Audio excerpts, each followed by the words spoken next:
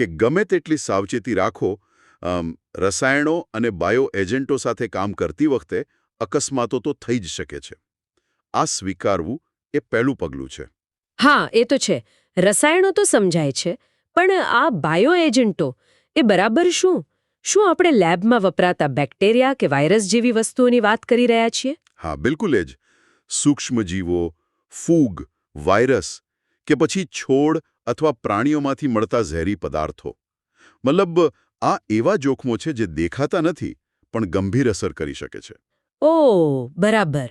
અને એટલે જ સ્ત્રોત કહે છે કે વિદ્યાર્થીઓને માત્ર બચાવના ઉપાયો જ નહીં પણ જોખમ શું છે એની મૂળભૂત સમજ હોવી જોઈએ, અને જરૂર પડીએ પ્રાથમિક સારવાર કેવી રીતે કરવી એની પણ.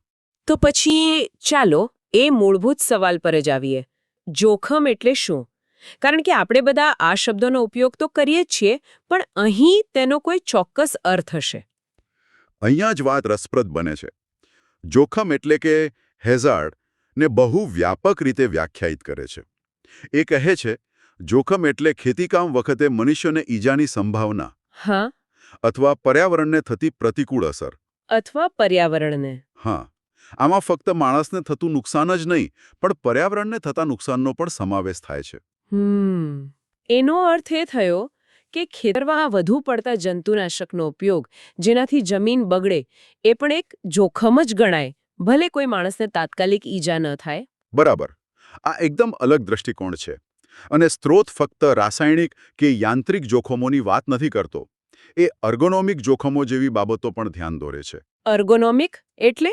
એટલે કે ખોટી રીતે વારંવાર એકનું એક કામ કરવાથી શરીરના સાંધા કે સ્નાયુઓને થતું લાંબા ગાળાનું નુકસાન. આ એવા જોખમો છે જે તરત દેખાતા નથી, ખબર છે, પણ ધીમે ધીમે અસર કરે છે. બરાબર. અને આ જ વાત કાર્યસ્થળ પરના પર્યાવરણીય પરિબળો સાથે પણ જોડાયેલી લાગે છે, જેનો ઉલ્લેખ સ્ત્રોતમાં છે. એટલે કે માત્ર એક મોટી દુર્ઘટના જ જોખમ નથી, પણ રોજબરોજનું વાતાવરણ પણ ધીમે ધીમે નુકસાન કરી શકે છે. બિલકુલ. અને પર્યાવરણીય પરિબળો એટલે માત્ર પ્રદૂષણ નહીં. લેબમાં તેનો અર્થ હવાની અવરજવર ઓછી હોવી, જેનાથી પેલી કેમિકલની વરાળ સતત શ્વાસમાં જાય. ખેતરમાં એનો અર્થ ટ્રેક્ટર કે બીજા મશીનોનો સતત ઘોંઘાટ પણ હોઈ શકે છે, જે લાંબા ગાળે સાંભળવાની શક્તિને નુકસાન પહોંચાડે. ખરું. આ જ કારણ છે કે સ્ત્રોત મૂલ્યાંકન અને નિયંત્રણ પર ભાર મૂકે છે. મતલબ કે દુર્ઘટના બને એની રાહ જોયા વગર આવા જોખમોને ઓળખીને તેને કાબૂમાં લેવા. તો આ બધાનો સાર શું નીકળે છે? ટૂંકમાં સાચી વ્યાવસાયિક સલામતી એ માત્ર હેલ્મેટ પહેરવા કે અકસ્માત પછી પ્રતિક્રિયા આપવા વિશે નથી.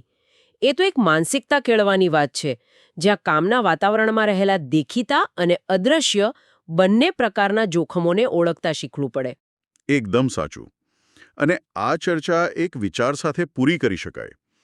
આપણે મોટા દેખીતા જોખમોથી ડરીએ છીએ, જેમ કે કોઈ મશીનમાં હાથ આવી જવો. હા, એ તો છે જ.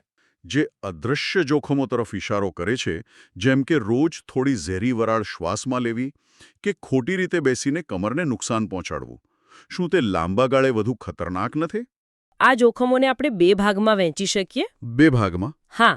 એક છે કુદરતી આફતો, જે આપણને દેખાય છે, જેમ કે વાવાઝોડું કે દુષ્કાળ. બરાબર.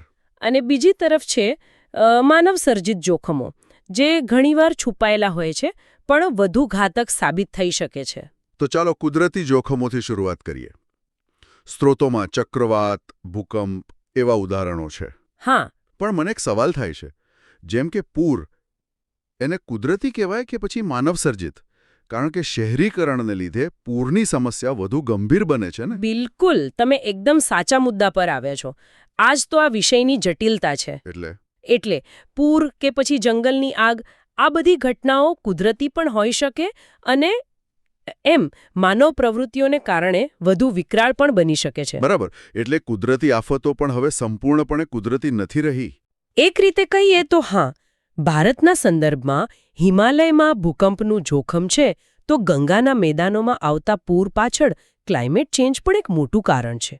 આ તો થઈ કુદરતી જોખમોની વાત. પણ મને એ જાણવામાં વધુ રસ છે કે જે જોખમો સંપૂર્ણપણે આપણા હાથમાં છે, એ કયા છે? માનવ સર્જિત જોખમો. હા. સ્ત્રોતોમાં મુખ્યત્વે બે પ્રકાર છે. પહેલો છે યાંત્રિક જોખમ. યાંત્રિક એટલે કે મશીનરી સંબંધિત? બરાબર. જેમ કે ટ્રેક્ટર કે થ્રેશરમાં સેફટી ગાર્ડ ન હોવો. ભારતમાં ખેત અકસ્માતોનો આંકડો ઘણો મોટો છે, ખબર છે? ઓહ, પણ આનાથી પણ મોટો અને અદૃશ્ય ખતરો છે રાસાયણિક. હા, જંતુનાશકો. અહીંથી વાત ખરેખર ગંભીર બને છે. ગંભીર અને ચિંતાજનક પણ. કારણ કે જંતુનાશકો એક બેધારી તલવાર જેવા છે. કેવી રીતે? એક તરફ એ પાકને જીવાતથી બચાવે છે, જે જરૂરી છે, પણ બીજી તરફ એનો આડેધડ ઉપયોગ એ પર્યાવરણ અને આપણા સ્વાસ્થ્ય માટે ઝેર છે. એક મિનિટ, આ વાત બહુ ગંભીર છે. મતલબ કે જે ખેડૂત આપણા માટે ખોરાક ઉગાડે છે હા, એ પોતે જ સૌથી પહેલા જોખમમાં છે. એમના સ્વાસ્થ્ય પર શું અસર થાય છે? બિલકુલ. અને સ્રોતોમાં એક ચોંકાવનારો આંકડો છે શું? કે જંતુનાશકોના સીધા સંપર્કમાં આવતા ખેડૂતોમાં ચામડીના રોગો અને શ્વાસની સમસ્યાઓનું પ્રમાણ સામાન્ય વસ્તી કરતાં લગભગ 60% વધારે છે. બાપરે, આ તો ભયાનક છે. તો પછી આ હાનિકારક રસાયણો આખરે આપણા ખોરાક સુધી પહોંચે છે કેવી રીતે? એનો એક રસ્તો તો પાક પરનો છંટકાવ છે જ, પણ એ સિવાય પણ ઘણા કારણો છે. જેમ કે નબળી ગુણવત્તાના જંતુનાશકો. અને એક સૌથી ખતરનાક પ્રક્રિયા છે જેને બાયોમેગ્નિફિકેશન કહેવાય છે. બાયોમેગ્નિફિકેશન એ શું છે? જરા સરળ શબ્દોમાં સમજાવશો? ચોક્કસ. એટલે સરળ રીતે સમજીએ તો જ્યારે જમીન કે પાણીમાં રહેલું રસાયણ કોઈ નાના જીવના શરીરમાં જાય અને પછી એને કોઈ મોટું પ્રાણી ખાય તો એ ઝેરની માત્રા દરેક સ્તરે વધતી જાય છે. મતલબ કે ફૂડ ચેઇનમાં ઝેર ઘટવાને બદલે વધતું જાય છે. બરાબર.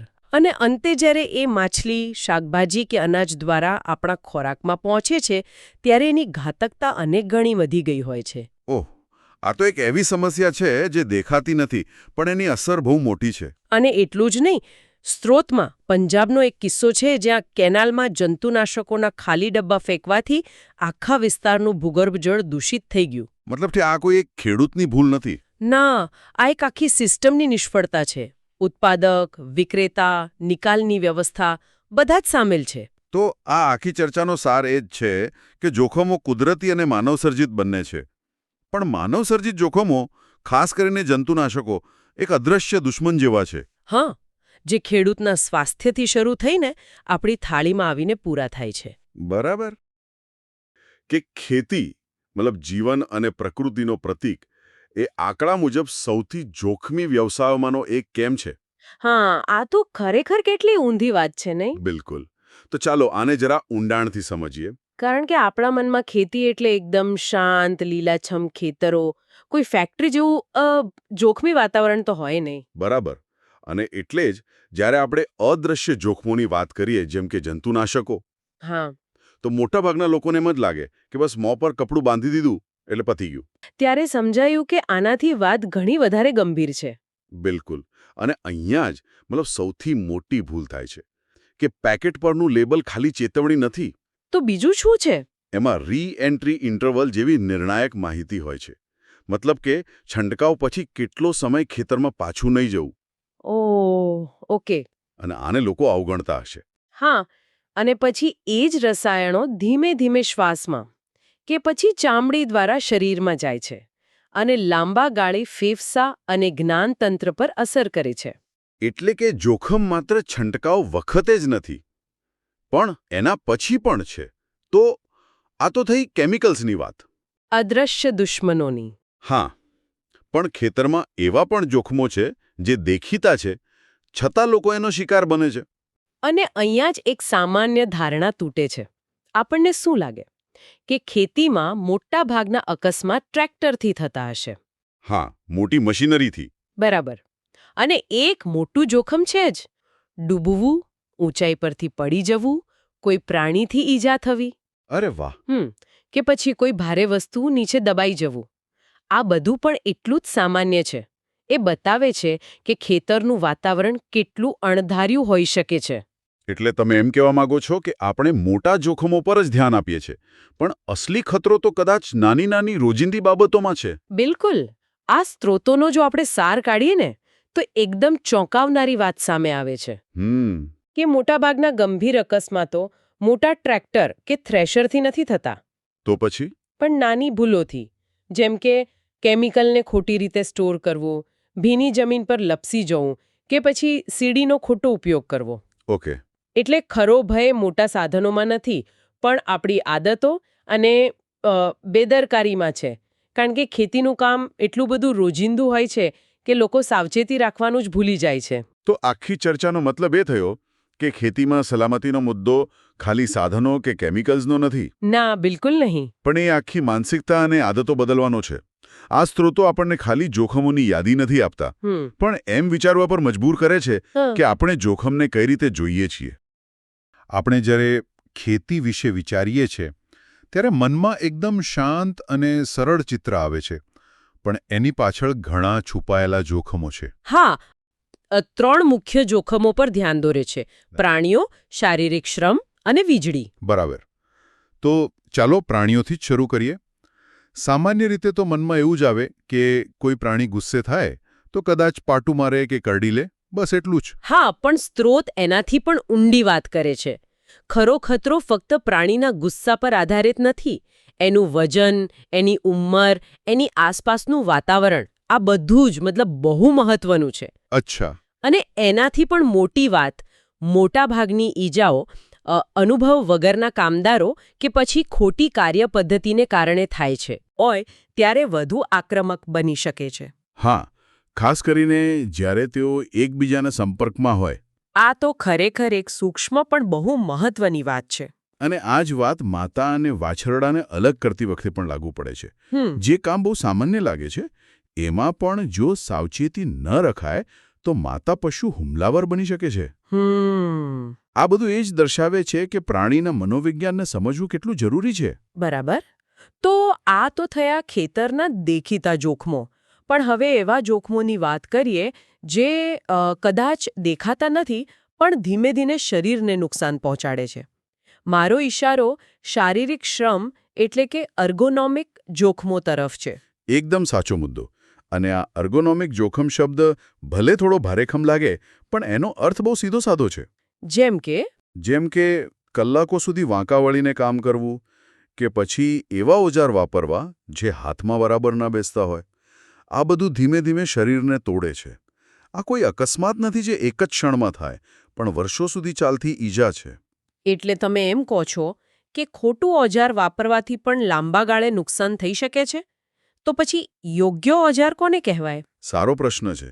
સાદી ભાષામાં કહું તો એવા ઓજારો જે શરીરના કુદરતી વળાંક મુજબ બનેલા હોય, જેથી તેને વાપરવા માટે શરીરને બિનજરૂરી રીતે વાળવું ન પડે. જેથી માંસપેશીઓ પર ઓછો તણાવ આવે. બિલકુલ.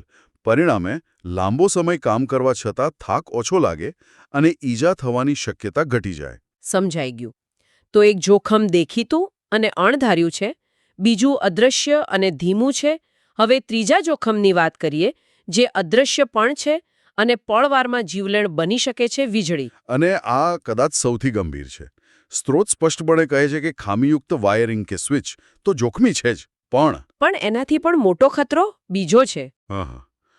સૌથી મોટો ખતરો ખેતીના મોટા સાધનો જેમ કે ટ્રેક્ટર કે હાર્વેસ્ટર જ્યારે હાઈ પાવર વીજળીની લાઇનોની નીચેથી પસાર થાય ત્યારે ઊભો થાય છે. જો જરાક પણ સંપર્ક થઈ ગયો તો પરિણામ ભયાનક હોઈ શકે છે. તો આ બધી ચર્ચાનો સાર શું છે? આપણે જોયું કે ખેતર પરના જોખમો બહુસ્તરીય છે.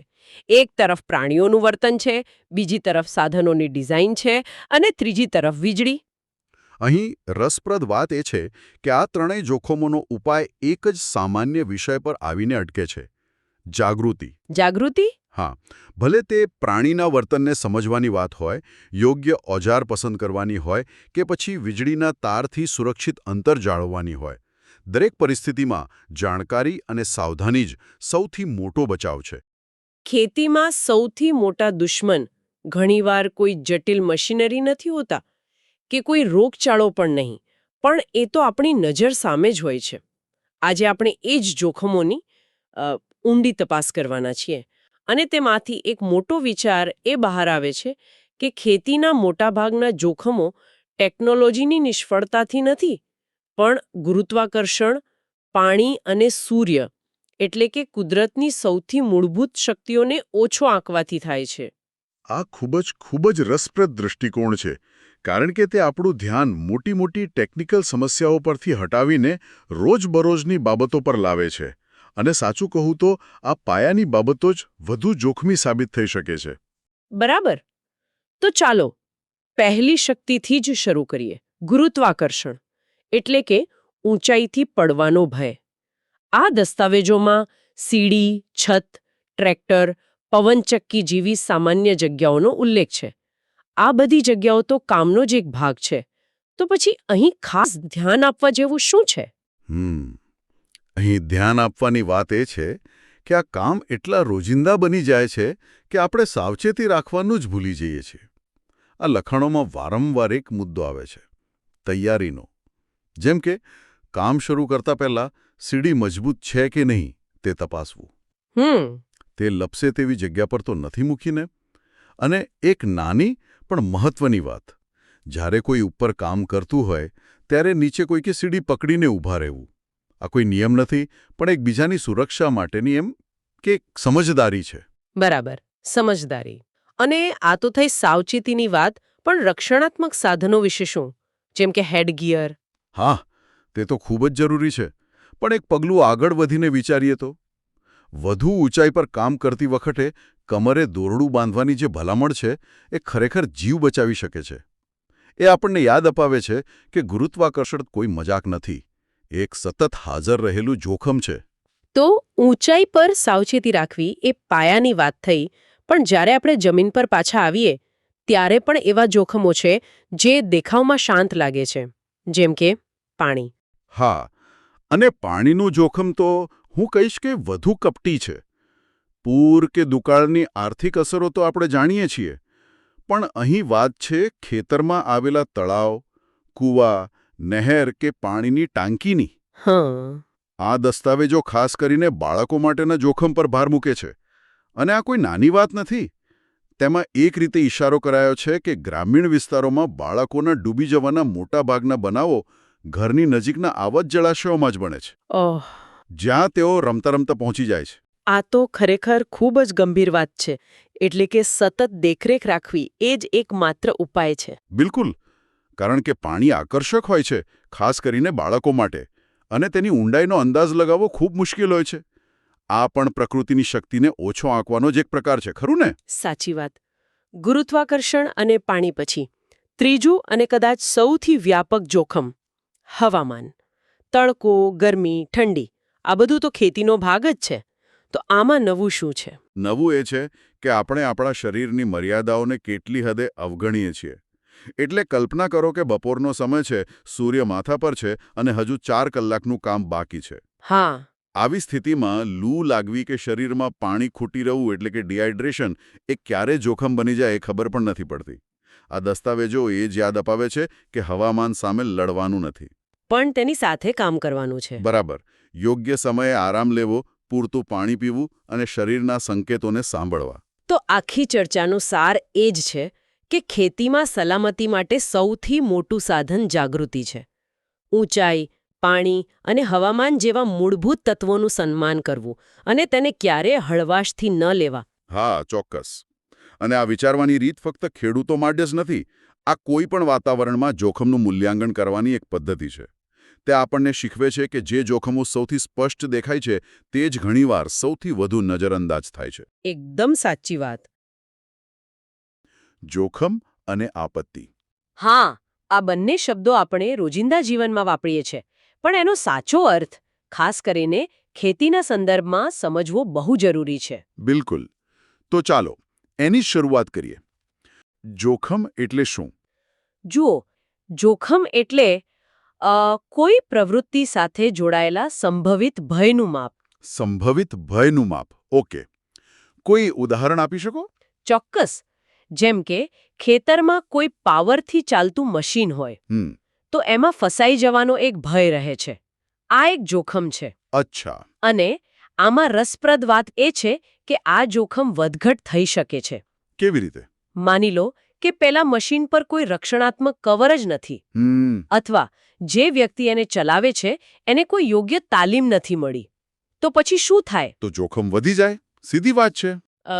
આપણે યોગ્ય નિયંત્રણથી ટાળી શકીએ છીએ. એટલે કે એનું સંચાલન કરી શકાય છે. હા, એક સક્રિય રીતે સંચાલિત કરી શકાય તેવી સંભાવના છે. તો આ જોખમને ઓળખવા અને એનું મૂલ્યાંકન કરવા માટે શું કરવું જોઈએ? કોઈ ખાસ રીત છે? હા, સ્ત્રોતમાં એનો ઉલ્લેખ છે. એ કહે છે કે આ કામદારોને નુકસાનથી બચાવવા માટેનું એક સાવચેતીભર્યું પગલું છે. કોઈ નિયમો છે એના માટે? ના, કોઈ ચોક્કસ નિયમો નથી, પણ અમુક સિદ્ધાંતો છે. જેમ કે પહેલા તો કામના દરેક પાસામાં કયા જોખમો છુપાયેલા છે એ ઓળખો. પછી એ જાણો કે કોને સૌથી વધુ જોખમ છે. અને પછી યોગ્ય નિર્ણયો લઈને એ જોખમને ઘટાડો અથવા તો દૂર જ કરી દો. ઓકે. તો આ થઈ જોખમની વાત, જેનું સંચાલન શક્ય છે. પણ હવે આપણે આપત્તિ પર આવીએ. એ આનાથી કેવી રીતે અલગ છે? આપત્તિ સ્ત્રોત એને અચાનક આવેલી કમનસીબી તરીકે વર્ણવે છે. અચાનક આવેલી કમનસીબી. હા, જે જીવન અને સંપત્તિને બહુ મોટું નુકસાન પહોંચાડે છે. અને જો આપણે એને મોટા ચિત્રમાં જોઈએ ને, હા. તો આપત્તિ ત્યારે સર્જાય છે જ્યારે કોઈ સમુદાયની કોઈ સંભવિત જોખમ સામે લડવાની ક્ષમતા જ ઓછી પડે. અચ્છા. એટલે કે એ ખાલી એક ઘટના નથી, પણ આપણી તૈયારીના અભાવનું પરિણામ છે. બિલકુલ, આપણી નબળાઈ અને તૈયારીના અભાવનું પરિણામ. શું સ્ત્રોતમાં આપત્તિના પ્રકારો વિશે પણ કંઈ કહ્યું છે? હા, મુખ્યત્વે 2 પ્રકારની વાત કરી છે. એક છે કુદરતી. જેમ કે પૂર, વાવાઝોડું, ધરતીકંપ. બરાબર. અને બીજો પ્રકાર છે માનવસર્જિત. માનવસર્જિત એટલે? જેમ કે રમખાણો, આગ. હા, રમખાણો, આગ, કોઈ મોટો ઔદ્યોગિક અકસ્માત અથવા તો પર્યાવરણીય પતન. આ વર્ગીકરણ મહત્વનું છે. હા, કારણ કે આપણને યાદ અપાવે છે કે બધી આપત્તિઓ કુદરત નથી સર્જતી. ઘણીવાર એની પાછળ આપણી પ્રવૃત્તિઓ જ જવાબદાર હોય છે. તો આ આખી ચર્ચાનો સાર શું નીકળ્યો? જોખમ એ એક સંભવિત ભય છે, જેનું આપણે મૂલ્યાંકન અને સંચાલન કરી શકીએ છીએ. જ્યારે આપત્તિ એ એક એવી વિનાશક ઘટના છે જે ઘણીવાર આપણી તૈયારીની ક્ષમતા કરતાં ઘણી મોટી હોય છે. બરાબર. જે આપણી ક્ષમતા પર હાવી થઈ જાય. અને અહીંયાથી જ એક બહુ મહત્વનો પ્રશ્ન ઊભો થાય છે. કયો? આપણે માનવસર્જિત આપત્તિમાં પર્યાવરણીય પતનનો ઉલ્લેખ કર્યો. હા, કર્યો. પણ તમે જુઓ તો આ તો ખૂબ ધીમી પ્રક્રિયા છે, ખરું ને? સાચી વાત છે. વર્ષો લાગી જાય છે.